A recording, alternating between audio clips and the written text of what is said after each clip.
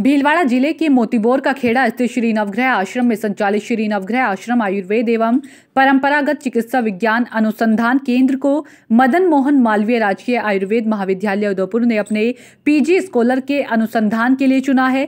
आयुर्वेद महाविद्यालय के PG student आश्रम में पहुंचकर अनुसंधान कार्य शुरू कर चुके हैं। ये PG scholar doctor Sarvepalli Radhakrishna राजकीय आयुर्वेद विश्वविद्यालय जोधपुर के निर्देशन में यह कार्य कर रहे हैं। श्री नवग्रह आश्रम में देश व दुनिया से काफी तादाद में कैंसर रोगियों के उपचार कराए जाने से आयुर्वेद महाविद्यालय ने अपने अनुसंधान कार्य के लिए श्री नवग्रह आश्रम का चयन किया है। अनुसंधान के लिए आश्रम का चयन भीलवाड़ा जिले को गौरव दिलाएगा, क्योंकि अनुसंधान पूर्ण होने के बाद इन स्कॉलर द्वारा तैयार कैंसर रोग निदान की दवाइयों का लाभ श्री नवग्रह आश्रम के देश व दुनिया से आने वाले रोगियों को भी मिल सकेगा।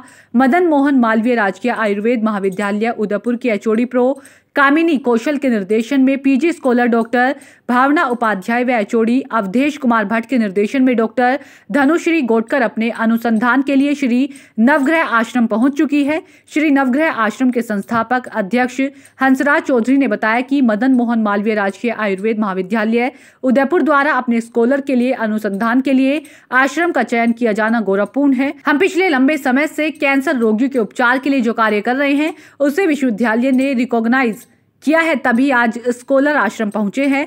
PG scholar doctor Dhanushree Gotkar ने कहा कि उनका रिसर्च 2 माह का है। आश्रम में कैंसर रोगियों को दी जा रही सुविधाओं व उपचार पद्धति से प्रभावित होकर हमको यहां भेजा गया है। हम यहां रिसर्च करेंगे तथा उसके परिणाम के आधार पर कैंसर उपचार के लिए नई दवा का इजाद करेंगे। नवग्रह आश्रम में दी जा रही बेहतरीन सुविधाओं से वो प्रभावित है तथा यहाँ के वातावरण के कारण आगामी दिनों में कैंसर रोगियों के लिए नए प्रोजेक्ट को लेकर भी वो आश्रम के साथ अनुसंधान करना चाहती हैं। जय हिंद एवरीबॉडी, मैं सेल्फ डॉक्टर धनश्री। मैं गवर्नमेंट आयुर्वेद कॉलेज उदयपुर से आई हूँ और यहाँ पे मेरा काम है कि जो कीमोथेरेपी ले रहे हैं पेशेंट्स, उनमें जो एडवर्स इफ़ेक्ट्स आते हैं जैसे नोशिया, वोमिटिंग, हेयर फॉल, थकान हद से ज़्यादा, फिर हेयर फॉल होता है, उनके टेस्टलेसनेस होती है, इन सारी चीज़ों के लिए एलोपैथी के पास कुछ एग्जैक्ट मेडिसिन होती नहीं है। वो उनको सिर्फ सिम्टोमेटिक ट्रीटमेंट देते हैं। तो इन लक्षणों में आयुर्वेद के अंदर जो बहुत सारे रसायन चिकित्सा वर्णन की है, उसमें से एक मेरी मेडिसिन है स्वर्णवंग करके, जिसके रसायन इफ़ेक्ट मुझे देखने हैं कि इन पेशेंटों में कितना लाभ होता है। तो ये 2 महीने का पेशेंट का कोर्स है और ऐसा ट्रायल करना है हमें। तो हंसराज जी को बहुत धन्यवाद दूंगी मैं कि उन्होंने ये हमें यहाँ पे ट्रायल करने की परमिशन दी और बहुत सारे पेशेंट्स देखने को मिल रहे हैं, बहुत सारे नया नॉलेज मिल रहा है यहाँ पे और बहुत ही सिस्टमैटिक तरीके से जो आयुर्वेद को आगे बढ़ाने की कोशिश कर रहे हैं हंसराज जी, वो बहुत ही काबिल तारीफ़ है। हमें उनसे बहुत कुछ सीखने को मिल रहा है और मैं चाहूँगी कि इसके आगे भी मैं नए नए प्रोजेक्ट्स के साथ हंसराज जी के साथ और नवग्रह आश्रम के साथ काम करती रहूँ। Thank you. आयुर्वेद का जो वर्तमान में स्थिति है और कोरोना काल में जो लोगों का रुझान बढ़ा है, इसको मेंटेन रखने के लिए क्या कुछ किया जा सकता है?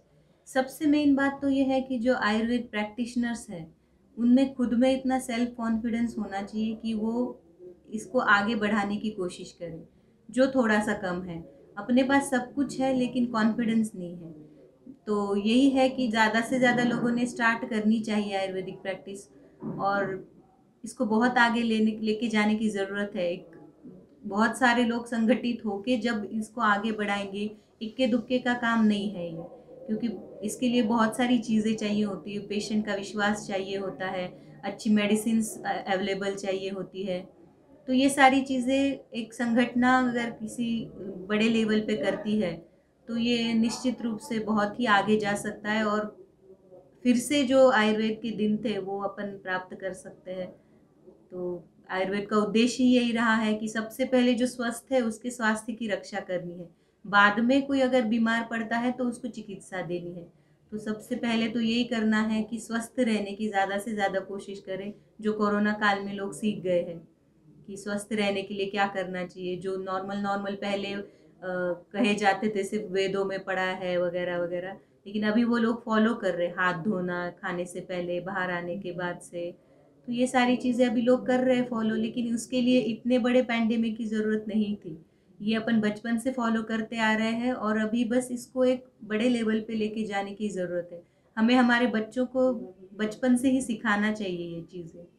तो अगर ऐसा सब करते हैं थोड़ा थोड़ा फॉलो करके, तो निश्चित रूप से बहुत ही आगे हम जा सकते हैं इस चीज़ में।